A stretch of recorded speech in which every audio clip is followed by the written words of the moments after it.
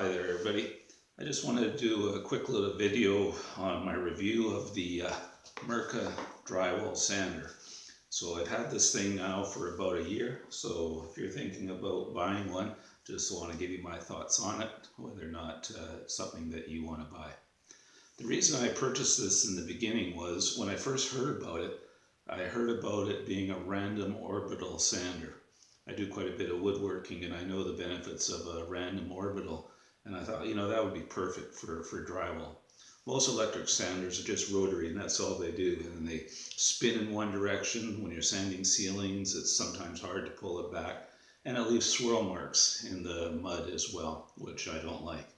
But the random, because it spins and it also vibrates back and forth, it eliminates all that. When you're sanding the ceilings, actually ceilings are easier to sand than walls. It's like it floats on the ceiling and absolutely no ring marks are left. We do a lot of level 5 smooth ceilings here in Canada where I live. This thing works really good on that. So that's why I purchased it, to see if it worked good, and certainly it does. One of the things I found out about it after I got it that I never gave any consideration was the head. The head pivots 180 degrees. So from there all the way back to there. Most all other sanders that you see out there only pivots 90 degrees. So from here to there, and that's kind of it.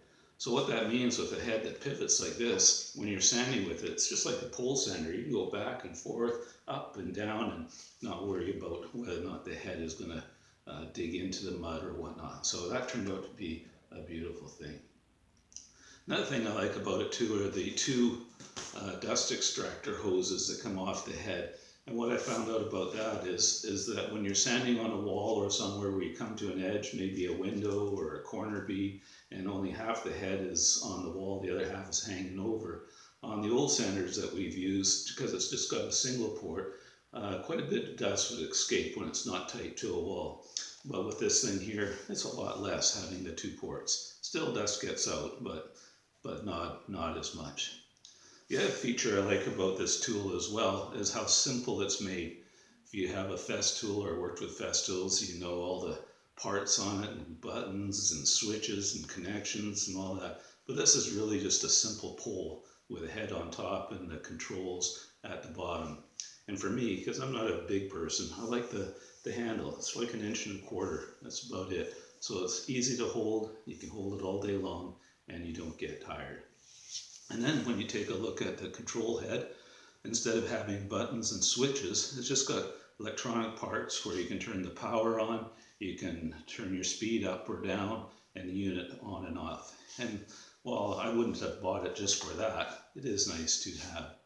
The other nice feature is on the end of it, the handle, you can get an extension for it as well. You just plug it in here.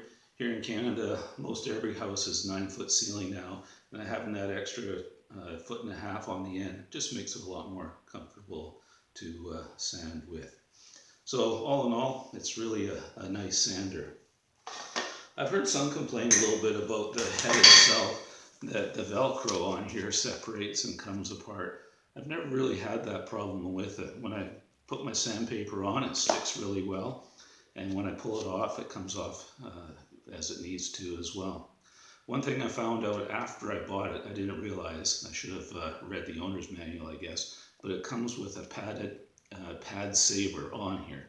And what that does is saves the Velcros on the original head and gives it just a little bit of padding to where your sandpaper is. And I find that works really well. But it's good to know that that's on there, because I was just ripping off my sandpaper when I first got it, and it started tearing away the pad saver a little bit.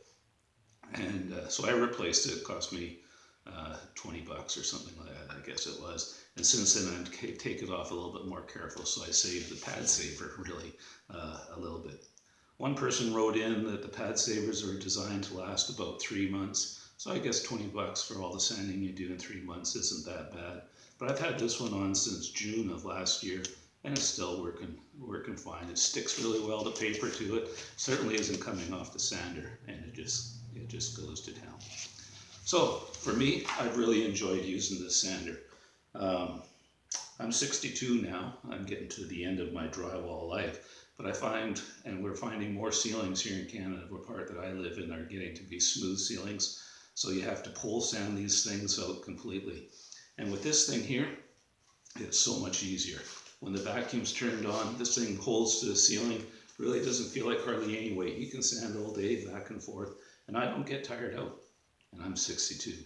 So if you're like a young man of 40, I'm sure this thing will be comfortable to you. So is it worth it to buy it? Do you need one? Well, I'm not gonna lie, these things are expensive. I don't think the price is accurate or proper for what it costs to make and assemble one of these things with parts and whatnot. In Canada, it's $1,500. That's quite a bit of money. When I bought mine, I think I might have been one of the first persons, at least in Western Canada, to buy one.